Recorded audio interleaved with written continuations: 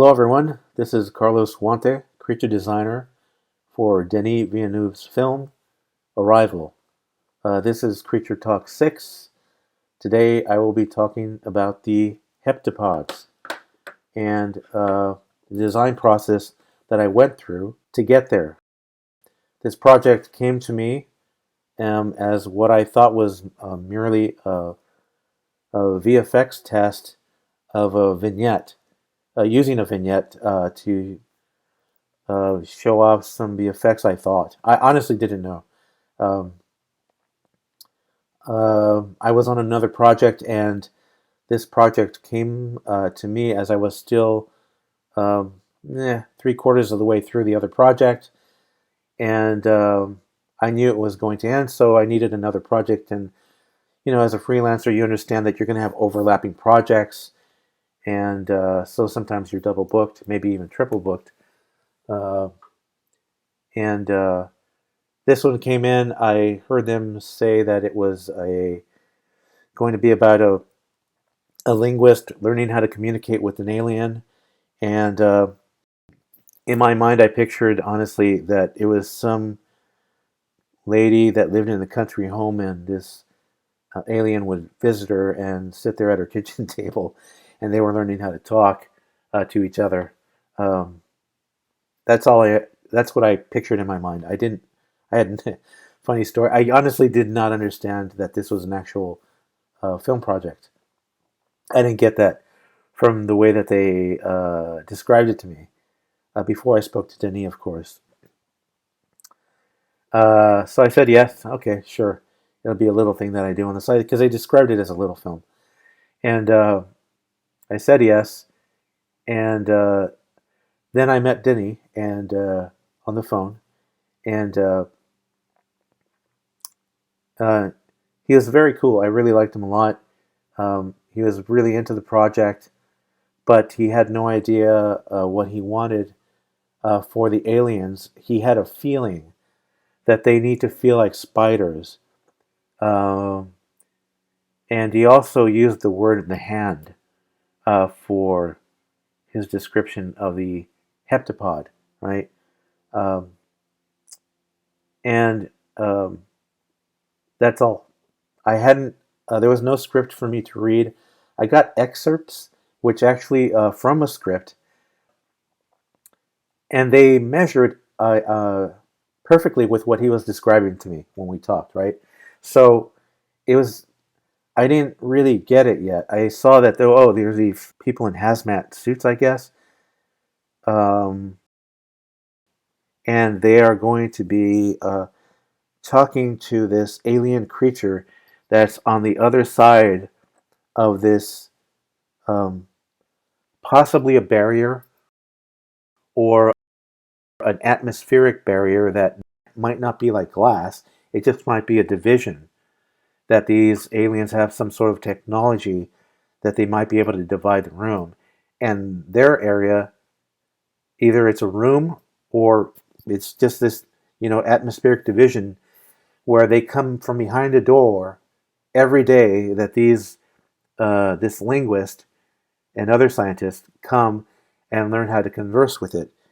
And okay, so it's not a kitchen table that they're sitting on, and they are, obviously they're somewhere. I still didn't see that they were on a ship. I didn't know where they were, right? Yet I didn't know if this was a room that was set up and they were, at a military base, some sort of setup for them, and they were visiting, and we were learning how to communicate with them somehow. Okay. All right, long story, just to tell you, I didn't know what I was working on yet. And Denis didn't have a clear vision yet. So the first approach was very conventional. Uh, and I didn't have a real investment in caring for the project until maybe the second start on this project, which I'll get to describing why I'm saying that. Um, uh, um, this project kind of started and stopped a couple times. And one of the things that was a way that Denis was needing to work, he needed to get the imagery, then go away for a couple days, then come back, and then we would continue. So, all in all, I must have worked on this movie for maybe at the beginning, right? In this sketching stage for maybe a couple weeks altogether, and something like that. And that's within a span of maybe 3 to 4 weeks. So it was very fragmented. Um, and I think it was because he was trying to learn what he wanted. In addition, I was gathering all our notes in my head as we worked and trying to get to the point where I actually had a vision myself, right? I had no vision at all for this. I was just going off of the notes. We had limited, they had, it's, this is an indie film, so you have limited money, limited time to work on the project. And I was trying to get to the space where I actually cared about the project. And it was difficult, I'll be honest with you, at the very beginning. It was very difficult because I didn't know anything about the project. It's not like working on Alien, or Prometheus, I should say, where I already knew the world, and I knew where I wanted to go immediately. As I walked in, I knew what Ridley would want. I know what his history is. I knew everything.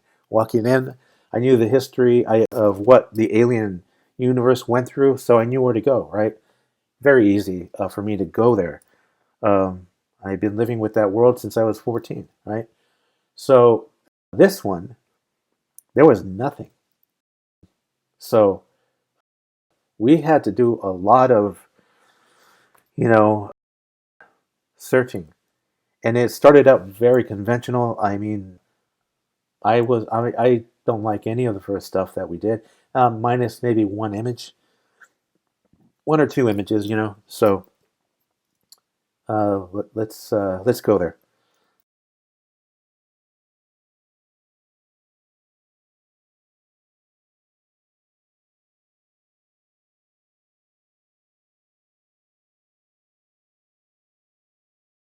So first images, very conventional, uh, but didn't he really like this one? He liked the head.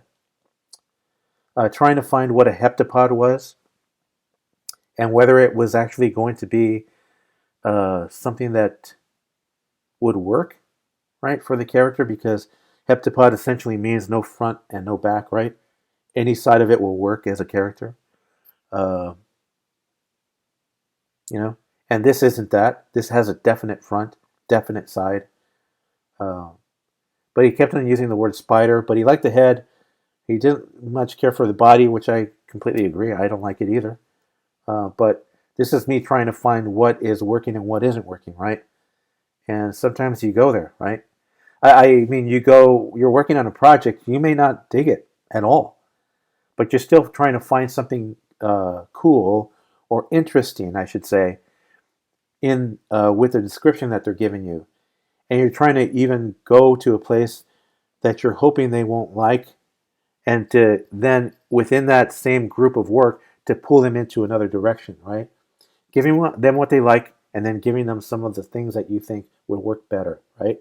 So you're not ignoring them. You're doing what they like, but then you kind of do what you think and start adding to it. And then you bank imagery with the project that you can actually reference and talk about later, right, in the process. Uh, so since he kept on using the word spider, I went very spider. Um, and I'm starting to think now with this atmospheric barrier, this atmosphere that they lived in. I was thinking that it would be very foggy, very kind of water and oil, kind of rainbowy, kind of you would have not necessarily color, but it could be value, you know, mixes. So you could have these darker values of this grayish kind of this warm gray moving with these lighter colors and spiraling around, and you could have one color, which I was choosing blue here, right? And this spider would come out as kind of like a heat wave image through this milky gas kind of stuff, and then its face would break and parts would break out of this stuff as if it were liquid, but it's not. It's just gas. It's very dense. I'm getting over an allergy, you guys, so bear with my clearing of my throat. Um,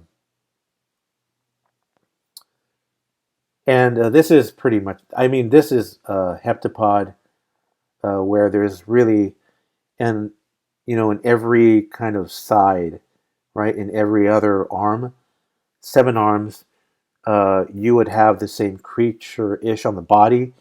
I mean, albeit you would have maybe a cyclops on one view, then on the backside you could have this same mouth, right? So every side would have a different face, but the same face every other side, right? So, but again, at this point I didn't know that there was going to be an upper torso, right? I didn't realize that this was just the hand, um, right? So I figured this thing would have kind of like this octopus type of, um, say, these little ports where it would push out gas and it would propel itself um, through this atmosphere that was obviously it made the gravity was lighter for them, right? Um, in this area, so they would float through. I thought that would be pretty interesting. Um, I actually like this one, but it was, and it's a heptapod. But again, the information that it was connected to something else, um, right? It doesn't. I'm not too sure it would have gone with this per se. So okay, and it kind of it gets in the way of the idea of a heptapod. Really, the umbilical, right? I'm just talking theory here, right? Um, if it's a true heptapod, it would have to be on its own. Once you add the umbilical, now there's a front and back, so it kind of gets in the way.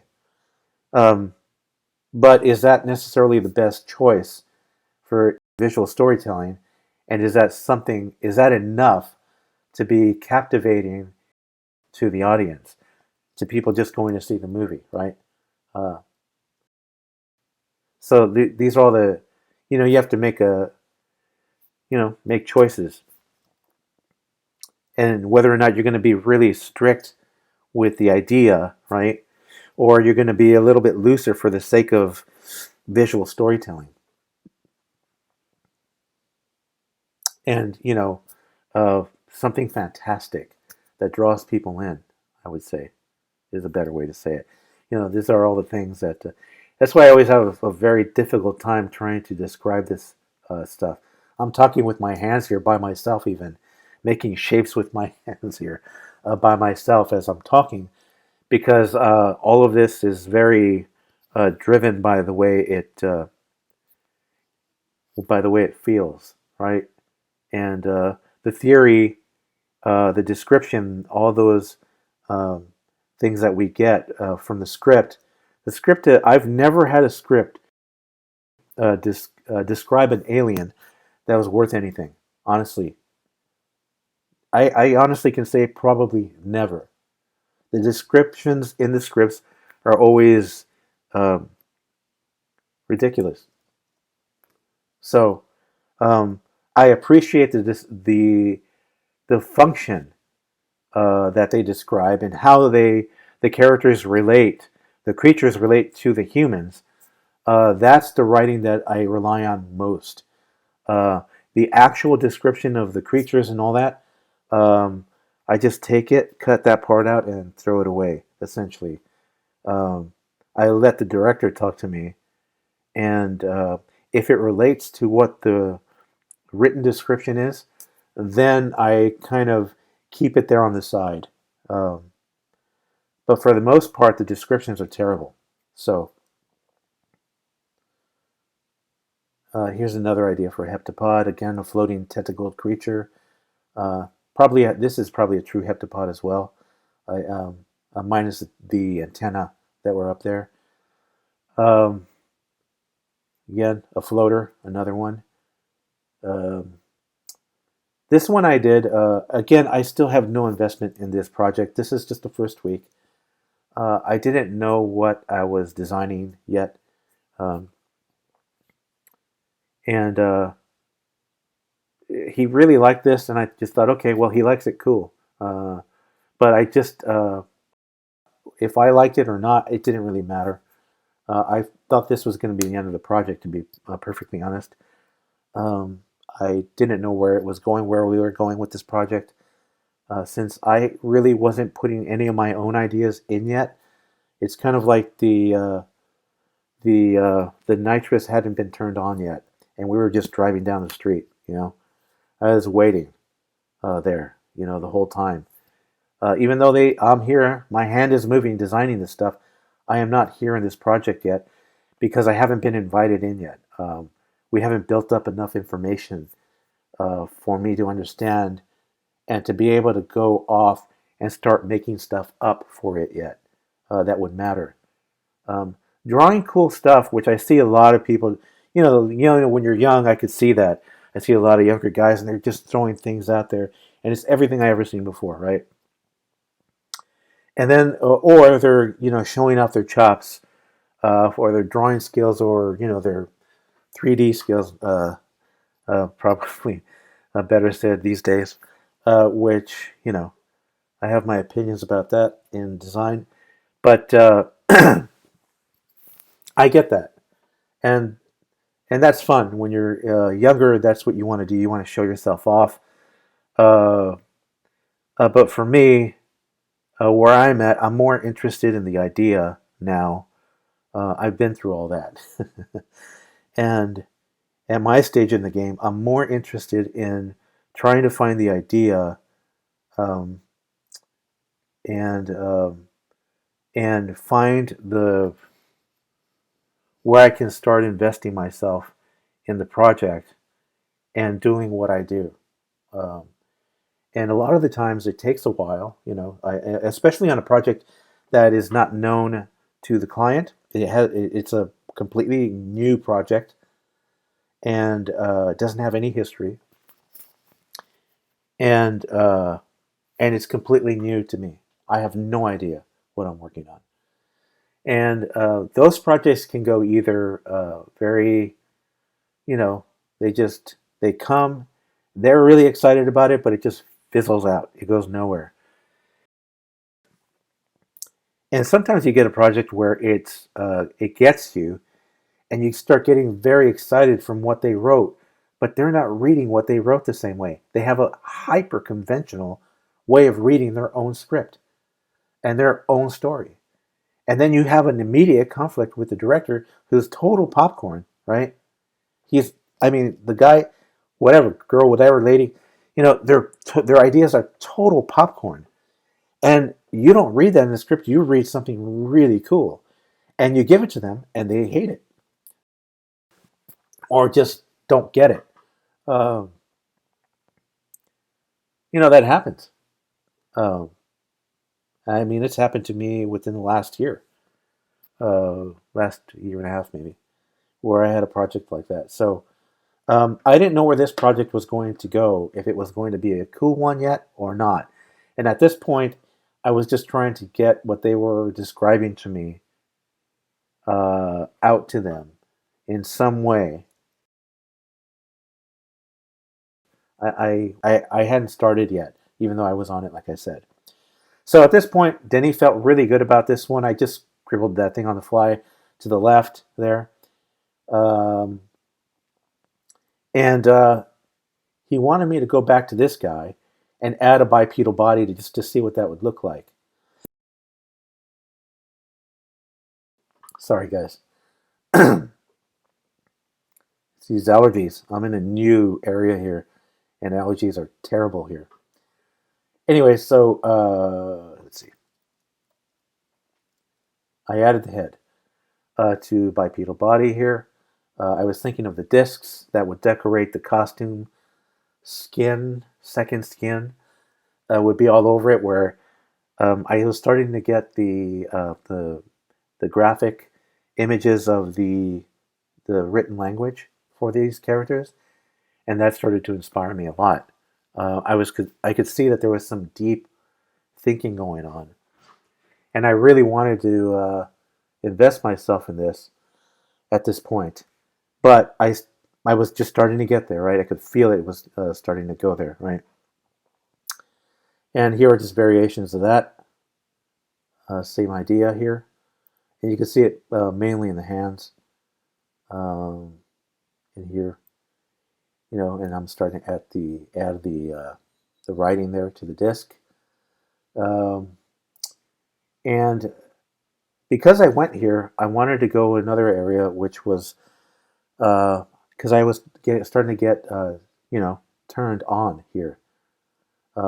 My lights were going on, and I thought, okay, if I'm going to go bipedal, what if I went more, started to bring some culture into these designs, and I wanted to go a little more esoteric, rather than, I mean, this thing, which looks like a squid, right? Which, I mean, I did it, but do I like it? No, it's still very conventional to me. Um, and so I started, I'm going to just turn all this off, right? Forget about the idea of the heptapod. Just keep it in the back of my head.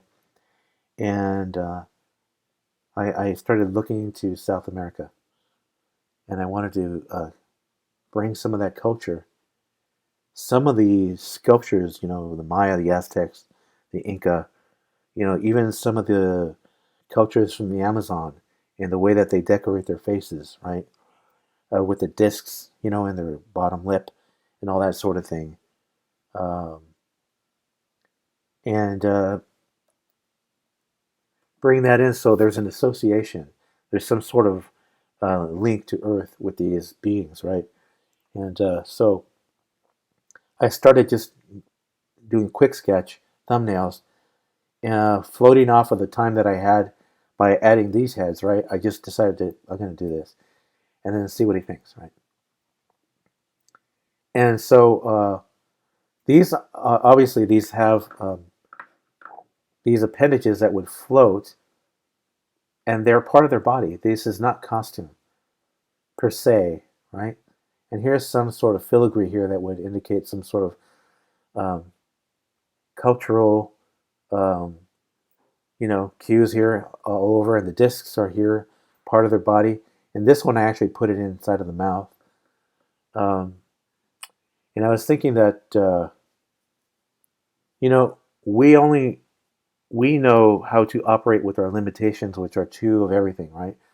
Two hands, two arms, two legs, right? Two eyes, all that sort of thing. So this is an alien culture, and they learn to operate with what they've been given, what they have. I thought, well, I could, this is just what they have. So everything, their technology would have to relate to whatever body style I come up with, right? And since there was nothing done for this film yet that I had seen, I was thinking that I was coming up with this idea and that the technology would have to relate to them, right? So that's where I was going here. So um, then I thought of, okay, that was pretty cool. What if I made them even more androgynous, right? And their arms would almost hang and give the feeling of costuming. And these discs would float around their heads like familiars, right? And they would just float around, and one would stop, a letter would come up, or a whole phrase would come up in that circular writing, right? And you would see these, the disc would shift and float around their heads, and one would appear, then it would move around, and another one would appear with a different word on it, or letters, or phrase, whatever. Uh, and I thought that would be kind of interesting, right? And that was this idea, just variations on that idea here. More Mesoamerican, right? Little Amazonian here. Um, trying to find that association, some earthbound association, some link, so people can relate to the idea of this creature being, right?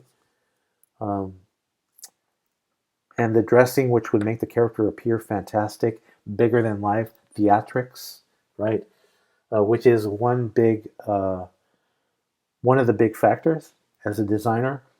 I'm always looking for theatrics uh, because everything gets grayed down in film anyway, right? So I have to come up with fantastic ideas that are more than just realistic.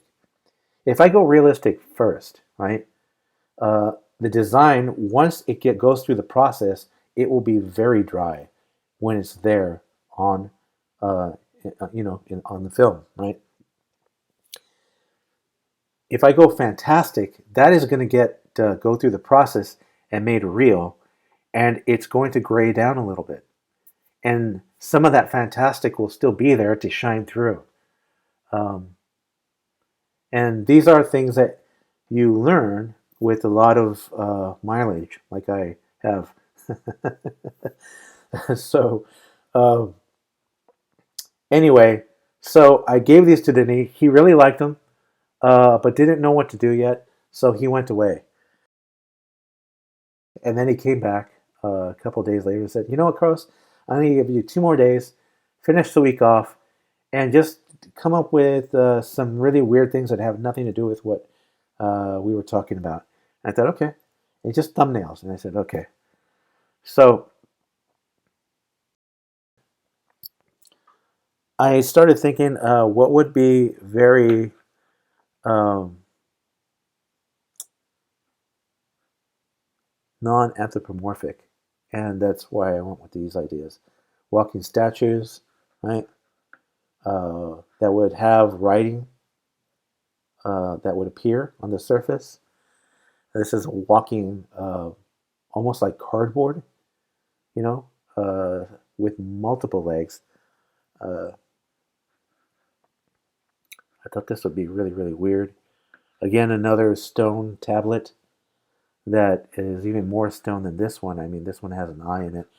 Um, and the writing would appear on the side. And it could be dimensional or it could be flat graphic. It could appear even on the skin of this stone creature thing, right?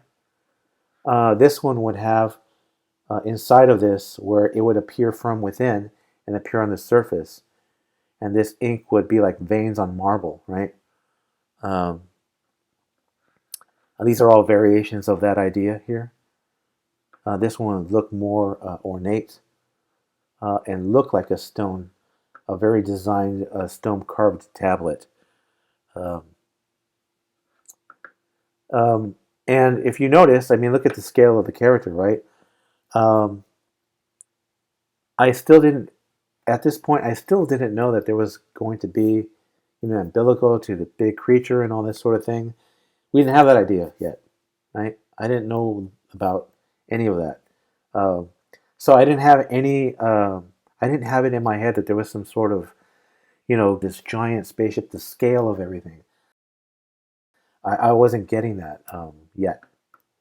Um, so I kept on with that idea.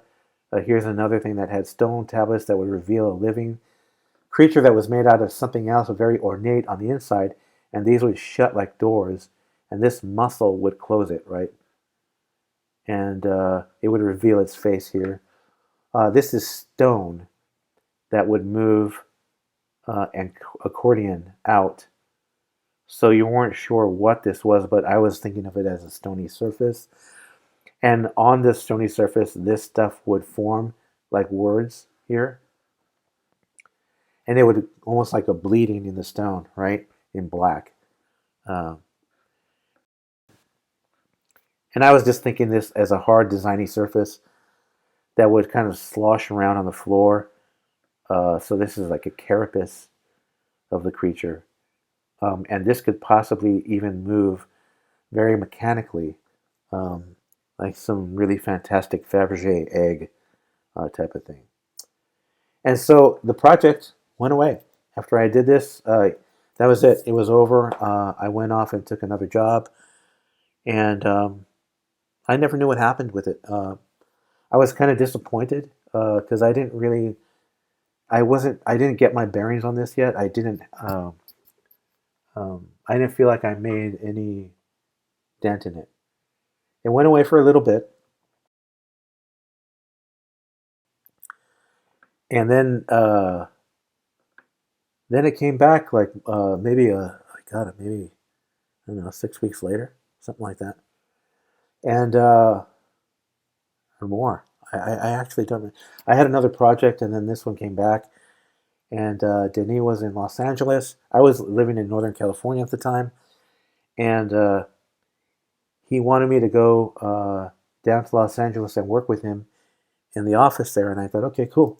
So they brought me down there, in Beverly Hills, and we were at the studio there, which was this office there on Avenue of the Stars in Century City, um, on Beverly Boulevard, somewhere out there. And we worked in an office together. And actually, I need to go back because I forgot to actually mention this piece here. Let me go back to that. Um, I forgot to actually show this stuff. So this work. So after I'd done this, Denny came back a couple weeks later. Sorry, guys, I'm trying to remember all this. And we went. He liked this and wanted me to finish it off, and so I did. I did a pencil rendering and try to own this design as much as I could. And these are just different eye options that I gave him for the same design. And then it went away. Okay, and this is me really trying to realize this thing that I didn't really care for and trying to make it into something interesting, right? Uh, and I thought within the eye here, we would see the writing, possibly, right? Or these hands would write on the surface of the barrier, right? Which we were starting to talk about, but it still wasn't a plate like a glass barrier. It was just the end of the atmosphere, and then our atmosphere on the other side. So there was just a division somehow.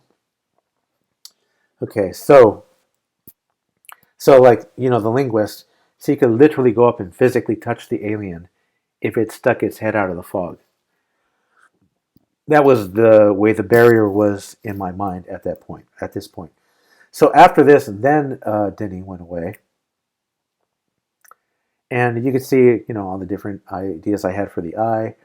A little homage to the War of the Worlds alien, the old George Pell uh, movie, right back in the day, and so then it went away, and then they invited me to go to L.A. and work with Denny in the office. So as soon as we started working, he brought back this image to me, and he goes, "Carlos, look, I just keep on coming back to this, and if you guys know from my other talks, you know that this was the image that this one up here is the one that Ridley liked for possibly for the engineers that when we were thinking of them as giant whales." Um, and But I before I met with Ridley, I had done this image to try to change it so it wasn't, I wasn't using something I had done for another job, and I changed it into this thing, and he loved it, but we didn't use it. And I had done this on my own just the day before the hire, so it was my image, right? And so uh, Denise saw this and loved it, and he had seen this in my portfolio, and is why he hired me because everyone likes the work that I did on Prometheus. So I gather because that's what people use to hire me for a lot of these alien jobs, right? Which is pretty cool. Because I mean, a lot of that work I feel very good about. So I'm glad other people feel good about it, and they hire me because of that work. Um, it's becoming very good from that perspective. Um, anyway, so Denny really liked this, And as you can see, this is, if I stand this erect, I pulled out my iPad and I sketched this out using that image, turning it into something else. And this is pretty much the back of the upper torso now for what became the alien in Arrival. So the association with a human being in this is to help people to be able to relate to this thing, and we're not so esoteric in the design that you lose care, right, for what you're looking at. It's a delicate balance. You want to go creature, and you want to get really far out, but you don't want to lose people when you go out that far. Um, and if you have some sort of something that people can relate to, that that brings them or keeps them in the project, um, that's good. I'm not designing for myself, right? In other words, I'm designing for an audience, and I have to keep all that in mind. And thus, the relation to human figure here with this quick sketch and with the design altogether, right?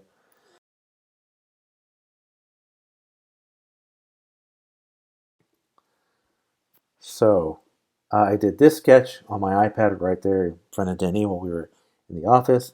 I did this for the hand, and I did these for the tips of their feet or hands of this spider, right? The hand spider slash spider. So this is how I brought the idea of the heptapod into the spider, regardless of whether or not we had a back and front view, right? And whether or not it was a true heptapod in the sense that there was no back or front, right? Um, it still had the 7 legs. It met that requirement. And my idea was that the hand the hand of the spider slash hand, would have 7 fingers. So there would be 7 fingers on 7 arms, or 7 fingers on 7 hands on 7 arms, um, for this creature. It would open up into 7.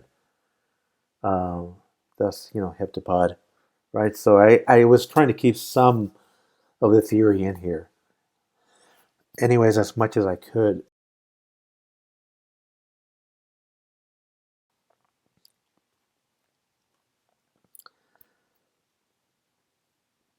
And I did these sketches of the upper torso communicating with the linguist.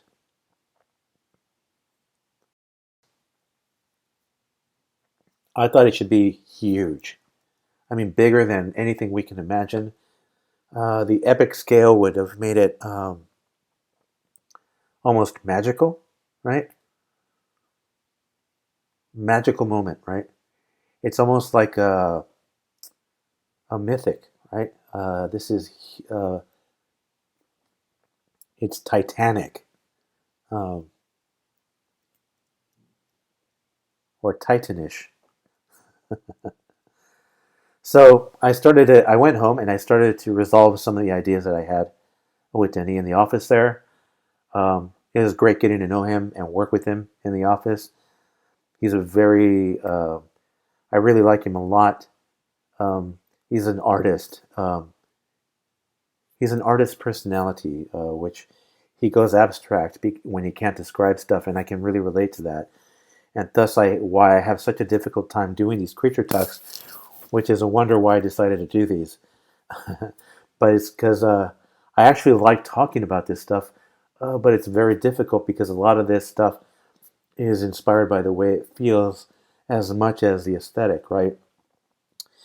And a lot of the form development comes from the way it feels as you're working, right? And the way that I work and the way that I look at form is that each form is almost like a personality within the whole, and the way that they relate to each other. It's just not coming up with something cool. It's also about the relationship between all the forms and how they're organized in that the whole form altogether, right? And what that is. So, um, all that's in there as I'm working to try to come up with something. So again, the idea is the most important part, and the idea for me now, and the idea was starting to gel here. And we were coming almost immediately. I mean, the difference between this idea, right? Because he gave me something to work from, so now I have some sort of myth or somewhere to lay the myth on, right? And come up with an idea that is something else that I have a starting point now to work from, uh, and I can start to invest, right? Thus, this is already starting to become mythic, um, something more than just an alien creature film, right? It's This is where we hit the sandbar, the wave jumped up, to like 50 feet, where it was just a 10-footer, right? Um, okay, so here I just started to realize it. First realization, we're already there, right? This is my first realization of the alien from that one meeting. Uh, and my idea here was that this was like the hyoid bone, and that when this thing talked, this bone would move back and forth. Obviously, they felt that it looked too much like um, genitalia, and they got rid of this bone in here, I was really disappointed because this is a kind of really cool and high-minded in a way. Um, and anything organic, actually, that you come up with, always um, it it very I should say it very easily goes towards even a bald-headed man on the skull, right? It starts to look like a phallus. You know what I mean? If you're looking at him from behind, right? Things start to go there because that's just part of the body. It's part of nature. Anything organic, right?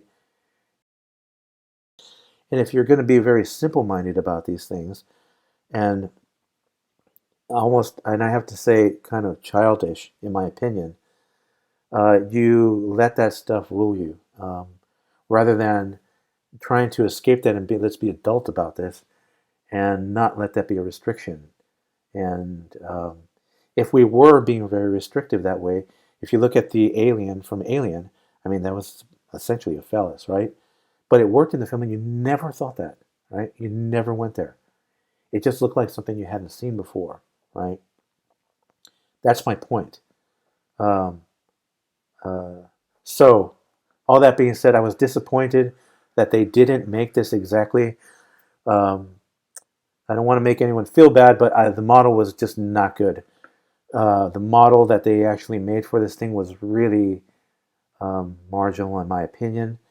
Um, you can see the model. I believe I have it on my website, and if not, I'll post the pics. I've posted them on my Instagram under my name, Carlos Guante, on Instagram. And if you scroll through there, you'll see the pics that I posted of the model that Geo Nakpil made of this alien. Um, I gave him all the drawings, and I asked him just to make it. I want to see it done well, and I just gave him little notes here and there as we were working, and minor art direction because Geo and I have worked together for so many years. He knows what I'm looking for, and he knows where to go, and I trust him. And the model that he did is phenomenal, and I have it there on my page. And if you go to Geo's page, you'll probably see it there. That's G.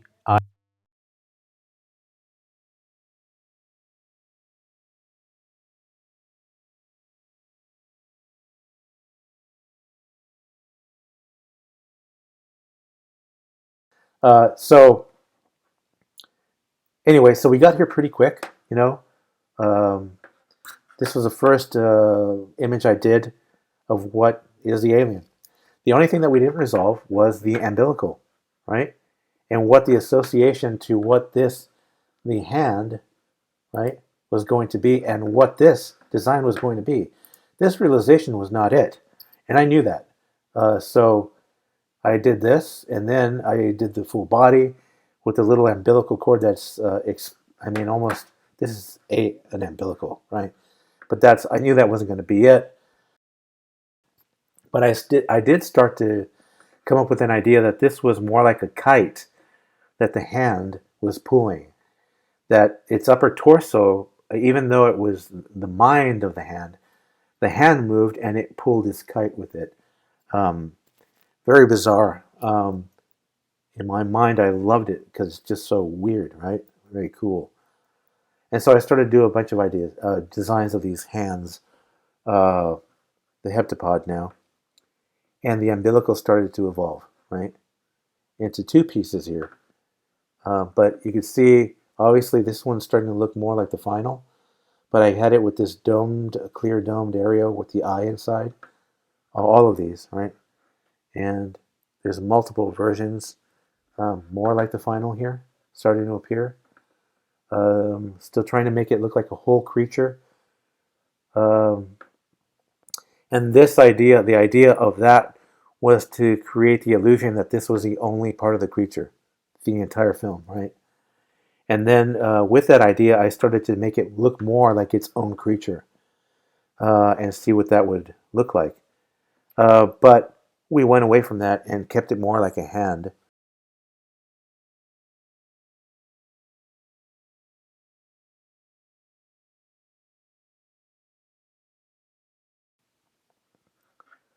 And so here, uh, these three, I realized I needed to see these things in a quick 3D. After I had done these already, since I have them here, I thought, okay, I'm going to put them in 3D really quick so Denny can get an idea of what they look like in the turn.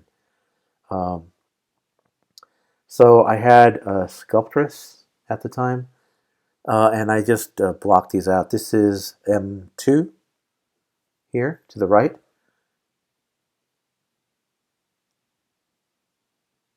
This is the middle design, L2. And this is K2, and what ended up as being the design of the creature.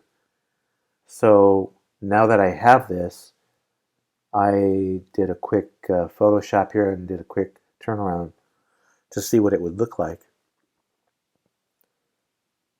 And there is our creature, what ended up in the film. And so they gave me some time to realize this creature, and I focused my time on the hand.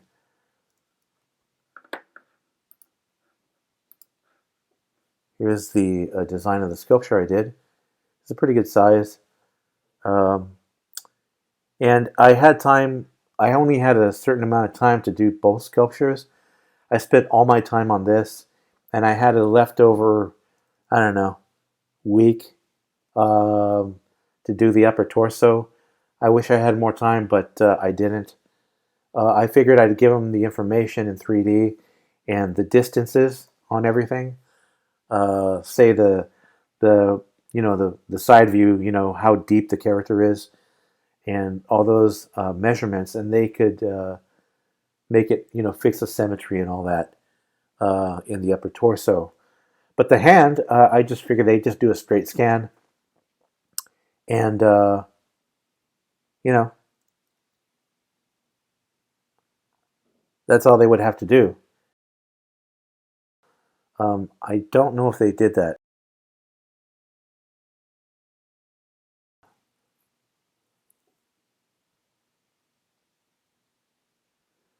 But so one of the things that I was not entirely excited about was the way that the heptapods kind of floated in their area.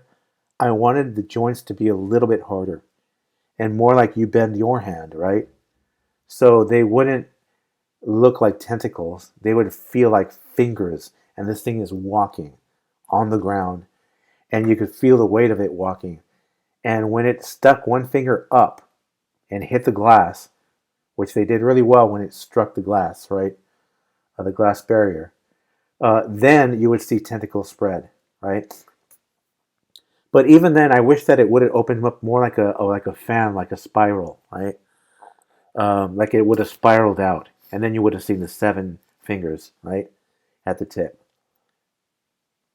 This is just me. This is the way I would have art directed them. I would have directed the art that way, and I'm pretty strong about that. I admit it's my idea, so I know it better than anybody, and that's the way I would have done it. That's all. I don't think that part looked that great. I loved the movie, so I let everything go. But as far as creatures go, that's my critique. Right. Here's the rough for the upper torso. Um,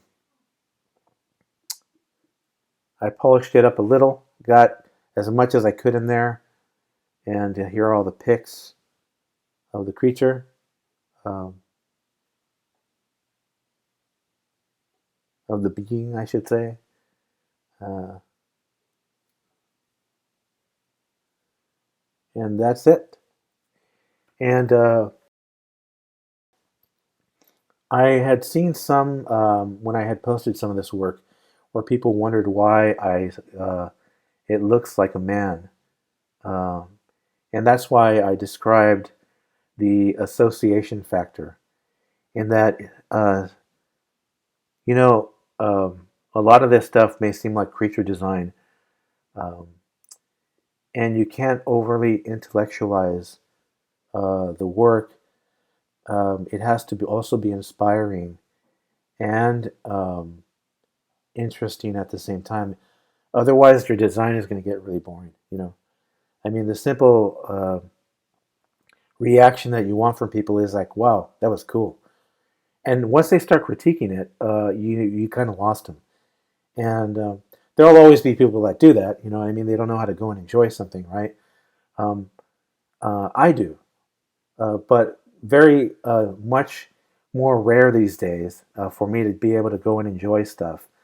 Um, because I don't think I think they let things go too easily. They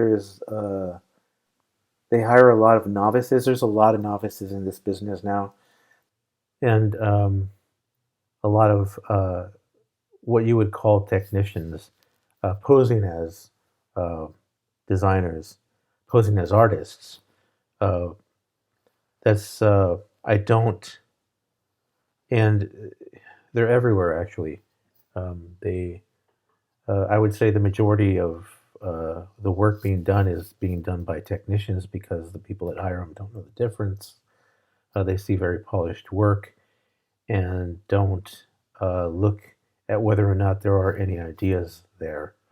Um, so you end up with a lot of very mediocre work, a lot of mediocre design work um, with very polished designs, usually rendered 3D elements that look fantastic, especially to a producer who doesn't know the difference between um, something good and something very very mediocre.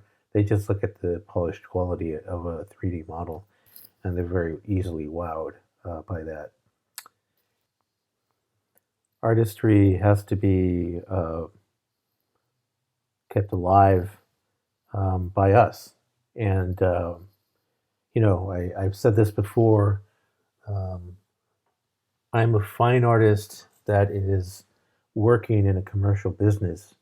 I have to find the way to commercialize the things that I like to do and bring that artwork from say, the fine art side into the commercial world. And it's a challenge, you know. Um, but with that, you're bringing ideas. You're bringing the challenger, right, part of you, the person that likes to fight, the one that likes to get into the ring, and box, and you know, uh, uh, you're just not meeting the requirements for the project. You're coming up with ideas. You're fighting. to come up with stuff. And that's the difference between a technician and an artist, right there. I mean, honestly. And that's the difference between, say, something really great and then seeing something very average. You know, in film, usually, as I said, um, you know, non-artwork. Anyway, so before I go on too long on this tangent, uh, um, thanks for listening, and that is it. Arrival.